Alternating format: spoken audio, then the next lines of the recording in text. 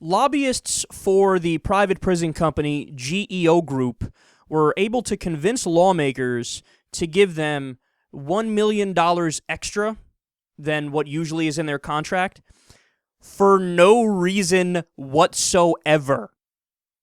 Now, I know that sounds like, I'm exaggerating or hyperbole or something like that. It's not. Let me give you the details. The Arizona Department of Corrections even went out of their way to make it clear that that money wasn't needed and that money shouldn't go to the GEO Group, but it went there anyway. Arizona House Appropriations Chairman John Kavanaugh added the money to the budget and said the company, quote, wasn't profiting enough off of emergency beds it provides Arizona prisons. Now, what is the reality behind that claim? Well, according to Raw Story, quote, the state guarantees GEO Group $45 million to house minimum and medium security inmates in the 2,530 beds it oversees. But as of right now, only 2,466 of its 2,530 beds are currently occupied. So get this, the original contract they get, the $45 million, is already an overpayment in and of itself because all the beds aren't being used, and now the new extra $1 million is an absurd overpayment even above and beyond the regular overpayment.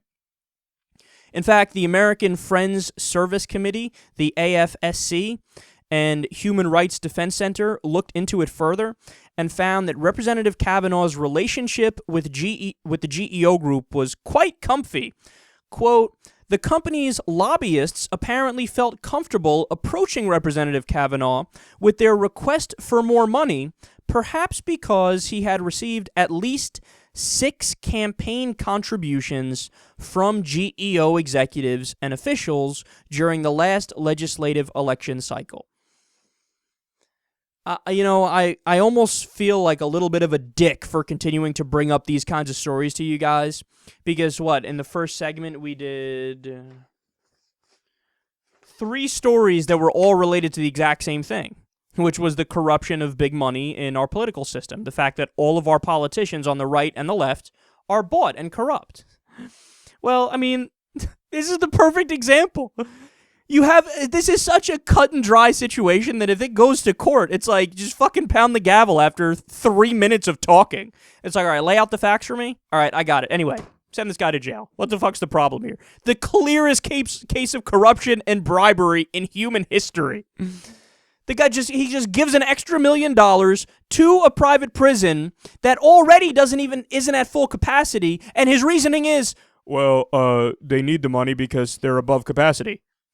But they're not above capacity. They're not even at capacity. And you're just giving them money. And then meanwhile, there's a fucking paper trail of, you taking money from them 6 times during the last election cycle.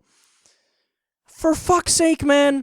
But that's the thing. They don't even need to try to hide it anymore. Why? Because who's the cop that's looking after this?